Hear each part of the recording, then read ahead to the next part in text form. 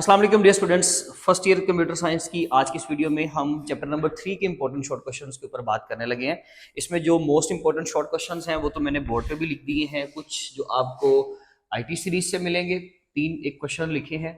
और अदरवाइज बाकी अगर आपने सिंपल कंटेंट रीडिंग की हुई अच्छे तरीके से और आपने टर्म्स को समझा हुआ है तो आपका कोई शॉर्ट इसमें मिस नहीं होगा। ये बड़ा स्मूथ और बड़ा इंपॉर्टेंट बट इंटरेस्टिंग और मैं समझता हूँ कि बहुत ही ईजी चैप्टर है जो आपका चैप्टर नंबर 3 है, एल्गोरिथम्स एंड प्रॉब्लम सॉल्विंग। सबसे पहले तो इसमें आप एल्गोरिथम की डेफिनेशन शामिल करेंगे लाजमी तौर पे। जो पॉसिबल शॉर्ट क्वेश्चन है पहले वो बता रहा हूँ, बोर्ड पे तो वो है जो कुछ छोड़ने ही नहीं है ना, ये तो कंफर्म करने ही करने हैं।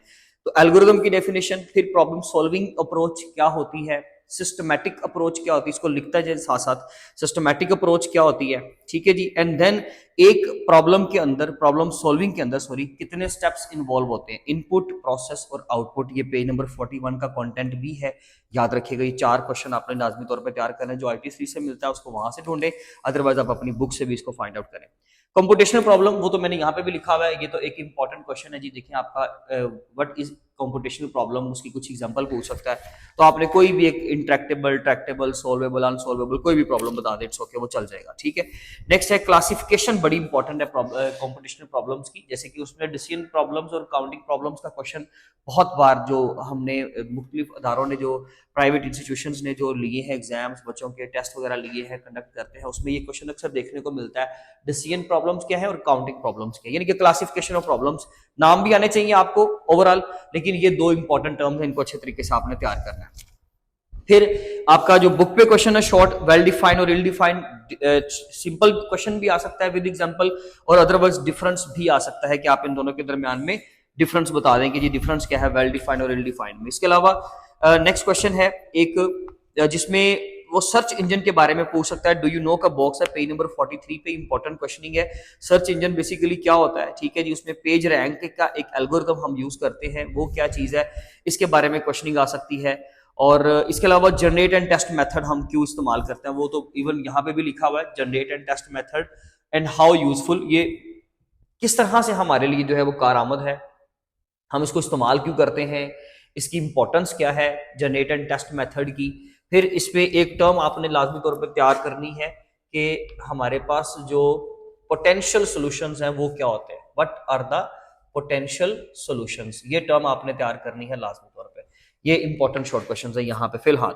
उसके बाद जी नेक्स्ट है प्रॉब्लम सॉल्वेबिलिटी एंड कॉम्प्लेक्सिटी का टॉपिक, जिसमें सॉल्वेबल वर्सेस अनसॉल्वेबल, ये सिंपल मैंने यहाँ पे लिखा हुआ है, सॉल्वेबल वर्सेस अनसॉल्वेबल। कैरेक्टरिस्टिक्स भी आ सकती है कि सॉल्वेबल प्रॉब्लम की कैरेक्टरिस्टिक्स क्या होती है, खसूसियात क्या होती हैं, अनसॉल्वेबल की कैरेक्टरिस्टिक्स क्या होती हैं, दोनों के साथ एग्जांपल आपने लाजमी तौर पर तैयार करनी है।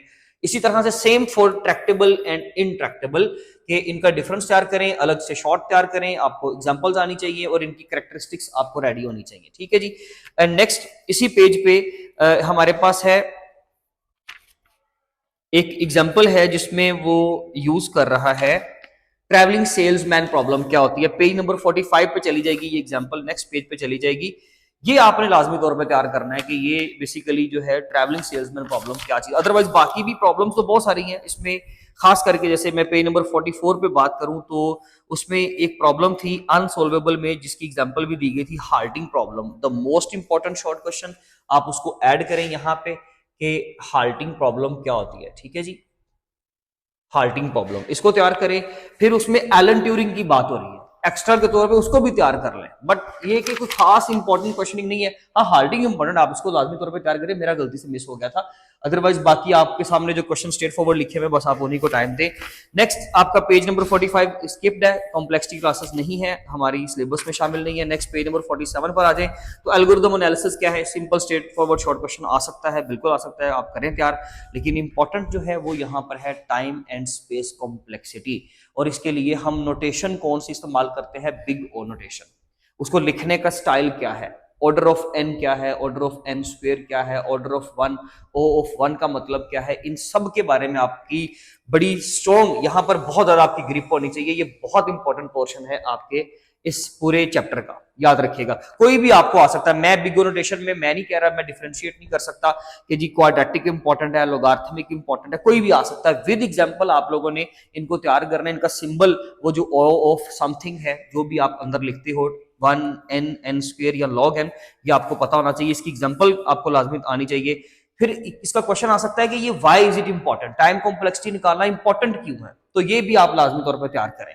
मैंने सिंपल टर्म्स लिखी है कि ये टर्म छोड़ने वाली नहीं है। स्पेस कॉम्प्लेक्सिटी भी सेम इसी तरह से, उसको भी रिप्रेजेंट करने का सेम मेथड होता है, ऑर्डर ऑफ समथिंग के साथ हम उसको भी रिप्रेजेंट करते हैं। ठीक है जी। नेक्स्ट आता है क्वेश्चन नंबर 8। अब ये एल्गोरिथम्स की जो है वो डिजाइन टेक्निक्स हैं। डिवाइड एंड कन्कर शॉर्ट में तैयार करें, उसके सामने एक फिगर 3.6 है पेज नंबर 49 पे, मर्ज सॉर्ट प्रोसेस, आप उसको तैयार करें शॉर्ट पे। लेकिन इंपॉर्टेंट जो है ग्रीडी एल्गोरिथम का कॉन्सेप्ट है और बैक ट्रैकिंग है। डायनामिक प्रोग्रामिंग इन सबसे इंपॉर्टेंट है यहां पर, लेकिन एक्चुअली वो लॉन्ग में खास करके कवरेज होता है उसकी, इसलिए मैंने यहां पर शॉर्ट में उसकी लिस्टिंग नहीं की। आप एक अच्छी आदत तो ये होती है कि आप उसको भी लाजमी तौर पे साथ कवर करें, कि जो अब आप एक पूरा टॉपिक कर रहे हो 3 हेडिंग्स कर ली, एक छोड़ने का फायदा तो नहीं, आप उसको तैयार करें। बट ये है कि इंपॉर्टेंट की बात क्योंकि हो रही है तो हम ग्रीडी एल्गोरिथम और बैक ट्रैकिंग को लाजमी तौर पे कंसिडर करेंगे। इनकी एग्जांपल्स आपको आनी चाहिए। मैंने जब लेक्चर सीरीज कवर करवाई थी तो मैंने छोटी छोटी जो है ना वो आपको डायग्राम्स भी बनवाई हुई है, आप अगर हो सके तो उसको लाजमी कवर करें।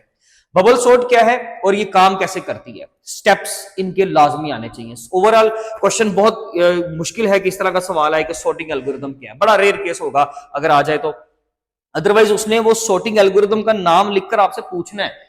सिलेक्शन सॉर्ट में क्योंकि थोड़ा सा उसके स्टेप्स आपको पूछे जा सकते हैं, पूरा जो उसका मेथड है, उसकी जो एग्जांपल है वो थोड़ी सी कंपैरेटिवली मैं समझता हूं बबल सॉर्ट से थोड़ी सी मुश्किल है, इसलिए उसका क्वेश्चन जो है वो शॉर्ट में उसके चांस कम होंगे। अदरवाइज आप बबल सॉर्ट तो लाजमी तौर पर तैयार करें। आप बबल सॉर्ट तैयार करें, साथ में वो काम कैसे करती है, यानी कि उसकी वर्किंग कैसे होगी, और आपको एग्जांपल देनी आनी चाहिए बबल सॉर्ट की। फिर लीनियर सर्च भी सेम इसी तरह से, शॉर्ट है, इंपॉर्टेंट है, आ सकता है। फिर बीएफएस और डीएफएस में डिफरेंस आ सकता है, डायग्राम की जरूरत नहीं है अगर डिफरेंस आ जाए तो। और अगर कोई एक क्वेश्चन आता है बीएफएस क्या है या डीएफएस अकेला क्या है, तो फिर आप लाजमी तौर पर जो है उसको सोल्व करें, आप उसको साथ में उसकी डायग्राम बनाए एग्जाम्पल देकर। ठीक है। नेक्स्ट एक क्वेश्चन आता है, इसी से रिलेटेड एक क्वेश्चन है, वो वहां पे मेंशन नहीं है। बीएफएस कौन सा डाटा स्ट्रक्चर यूज करता है और डीएफएस कौन सा डाटा स्ट्रक्चर इस्तेमाल करता है, ये 2 एडिशनल शॉर्ट क्वेश्चंस आपने लाजमी तौर पे तैयार करने हैं।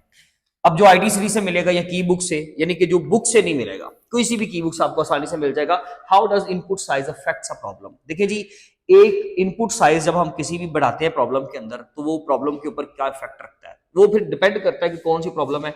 अगर ट्रैक्टेबल या इंट्रैक्टेबल की बात हम जैसे करें यहाँ पर, तो ट्रैक्टेबल के अंदर अगर हम बढ़ाते हैं तो कोई खास रीजनेबल फर्क नहीं आता, लेकिन इंट्रैक्टेबल प्रॉब्लम्स के अंदर अगर हम इनपुट साइज बढ़ाएंगे, यानी कि एन नंबर ऑफ इनपुट्स जो आपके एलिमेंट्स हैं, अगर आप वहां पर कुछ भी एलिमेंट में इजाफा करते हो, इनपुट साइज बढ़ाते हो, नंबर ऑफ स्टेप्स क्रिएट करते हो, बढ़ा देते हो, ऐड कर देते हो, तो फिर आपकी प्रॉब्लम अक्सर जो होती है वो इम्प्रैक्टिकल हो जाती है, सोल्व करना उसको थोड़ा सा ज्यादा मुश्किल हो जाता है। आप ये समझ लीजिए कि आसान लफ्जों में इंट्रैक्टेबल जो प्रॉब्लम्स हैं, अगर इसमें हम लोग इनपुट साइज बिल्कुल थोड़ा सा बढ़ाए ना, उधर आपका टाइम कॉम्प्लेक्सिटी बहुत ज्यादा बढ़ जाती है, यानी कि बहुत ज्यादा कंप्यूटेशन टाइम जो है ना वो इंक्रीज कर जाता है। तो इसका बहुत इंपॉर्टेंट कॉन्सेप्ट है, लाजमी तौर पे तैयार करें, इसको कभी नहीं छोड़ना आपने। फिर इसके अलावा why algorithm analysis is important. ये इंपॉर्टेंट क्यों है, इसकी रीजनिंग पता होनी चाहिए। How does binary search improve efficiency, ये basically binary search linear search से बेहतर क्यों है, समझ लीजिए ये लिखा हुआ है, आसान लफ्जों में यही लिखा हुआ है। ठीक है जी।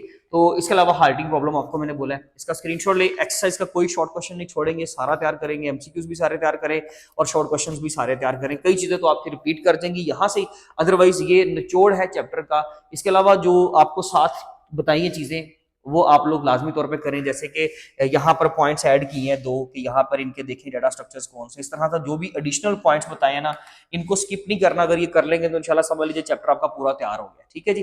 बाकी हम इंशाल्लाह मिलेंगे अपनी नेक्स्ट वीडियो में चैप्टर नंबर 4 के साथ, तब तक अपना ख्याल रखें। Thank you so much, Allah Hafiz.